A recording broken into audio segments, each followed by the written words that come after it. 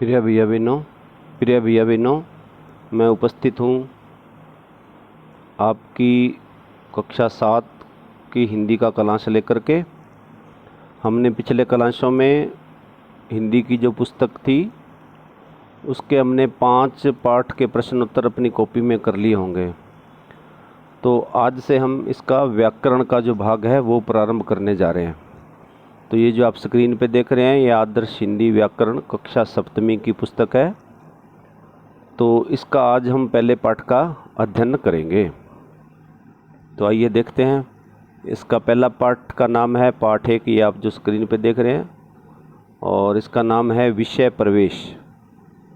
यानी कि हिंदी का जो विषय है इसके अंतर्गत हम प्रवेश कर रहे हैं। तो हिंदी का विषय जो है व्याकरण है, इसके विषय में हम प्रवेश करने जा रहे हैं।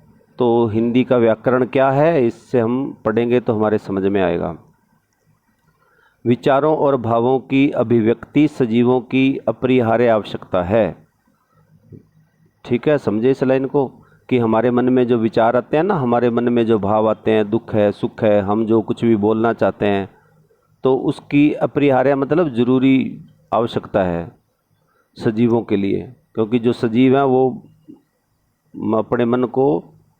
अपने मन के जो विचार हैं उनको अभिव्यक्त यानी कि बताने के लिए उनको इस हिंदी भाषा की लिपि की आवश्यकता है। पशु पक्षी भी अपनी बोली में भावाभिव्यक्ति करते हैं। हाँ, पशु पक्षी है ना, उनकी भी एक भाषा है, तो वो भी अपनी भाषा में अपने भावों को व्यक्त करते हैं। और विज्ञान के नवीनतम शोध पेड़ पौधों में भी ये गुण सिद्ध कर चुके हैं। और आपने विज्ञान में पढ़ा ही होगा कि पेड़ पौधे भी सजीव होते हैं और वो भी अपने भावों को क्या करते हैं, अभिव्यक्त करते हैं। ये भी विज्ञान ने सिद्ध कर दिया है कि पेड़ पौधे भी भाव व्यक्त करते हैं। जब पशु पक्षी और पेड़ पौधे जैसे सजीव अवस्था में भावाभिव्यक्ति से मुक्त नहीं है तो फिर मनुष्य तो ठहरा मानसिक, बौद्धिक और अपार शक्तियों से संपन्न प्राणी। सही है। जब पेड़ पौधे और जो सजीव जीव जंतु हैं, पशु पक्षी हैं, वो तो अपने मन के भावों को, विचारों को व्यक्त करते हैं, तो फिर मनुष्य तो आपको पता है कि मनुष्य में तो मानसिक, बौद्धिक, अपार शक्तियों से संपन्न प्राणी है, क्योंकि भगवान ने मनुष्य को तो बुद्धि दी है। तो इसलिए मनुष्य भी अपने भावों को व्यक्त करता है, विचारों को व्यक्त करता है। वह अपने विचार और भाव व्यक्त किए बिना कैसे रह सकता है? वस्तुतः ये उसकी अभिरुचि नहीं है, अपितु एक ऐसी आवश्यकता है जिसके बिना मनुष्य सर्वतोमुखी उन्नतावस्था को प्राप्त नहीं कर सकता था, जिसमें कि वह आज जी रहा है। तो ये अपने विचारों को, भावों को व्यक्त करे बिना मनुष्य तो रह नहीं सकता।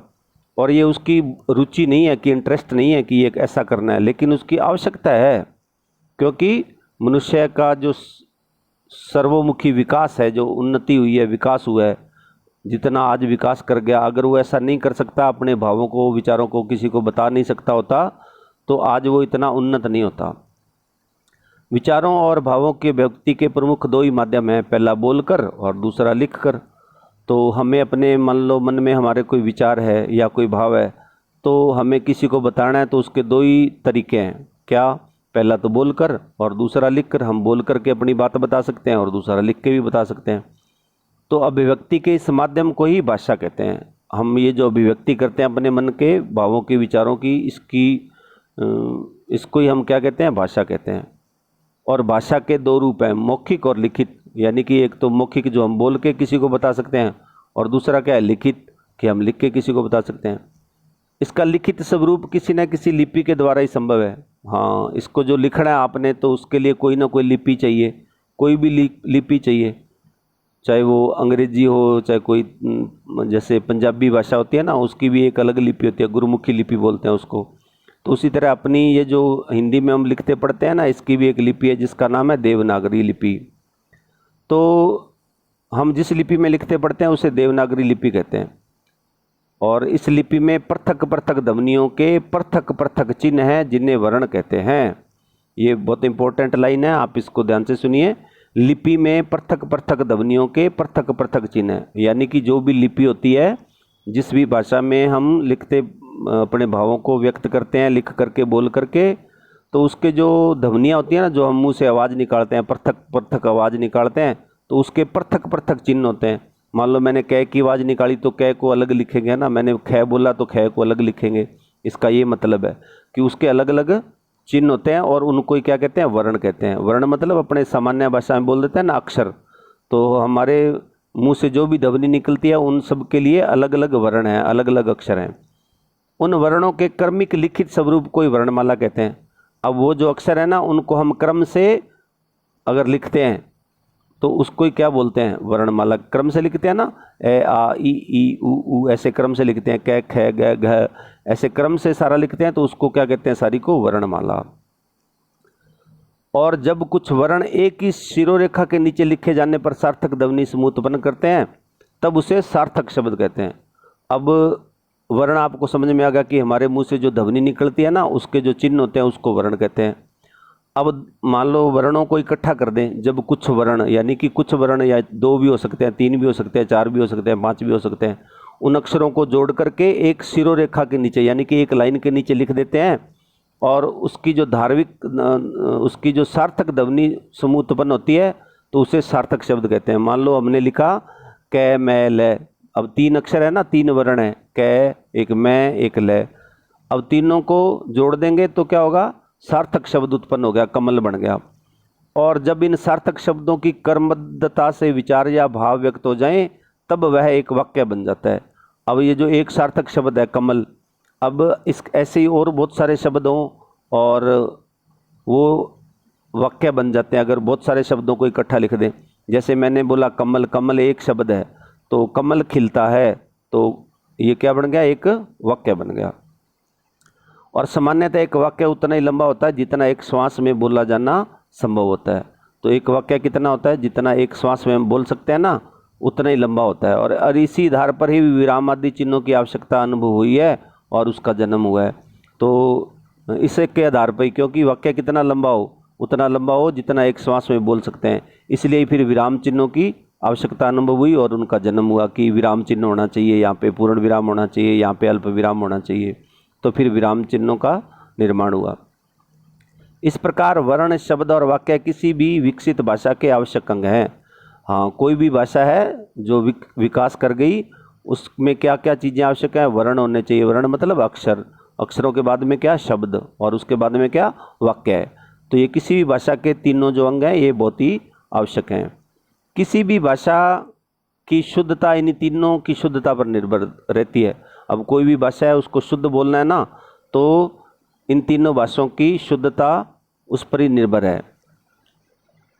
इन तीनों की शुद्धता बनाए रखने के लिए हमारे व्याकरणाचार्यों ने एक शास्त्र का निर्माण किया जिसे हम व्याकरण कहते हैं। तो ये तीनों चीज़ें हमारी शुद्ध हो, कौन कौन सी, वर्ण शुद्ध हो, शब्द शुद्ध हो, वाक्य शुद्ध हो। तो ये शुद्ध रखने के लिए हमारे जो व्याकरणाचार्य है, जो व्याकरणों का जिन्होंने निर्माण किया, तो एक शास्त्र बनाया उन्होंने, तो जिसका नाम हमने क्या रखा, व्याकरण। व्याकरण का क्षेत्र अत्यंत व्यापक है। तो ये जो व्याकरण है ना, ये बहुत, इसका जो क्षेत्र है, यानी कि इसका जो पढ़ाई है, इसका जो ज्ञान है, वो बहुत ही बड़ा है, बहुत ही व्यापक है, बहुत ज़्यादा है। और इसके व्यापक क्षेत्र में वर्ण, शब्द और वाक्य पर विस्तृत विचार सम्मिलित हैं। इस पुस्तक का विषय कक्षा आवश्यकता के अनुरूप केवल वर्ण विचार और शब्द विचार पर कक्षा षष्ठी की अपेक्षा तनिक विस्तार से प्रकाश डालना है। तो इस पुस्तक में हम क्या पढ़ने वाले हैं, वर्ण विचार और शब्द विचार पर विस्तार से पढ़ेंगे।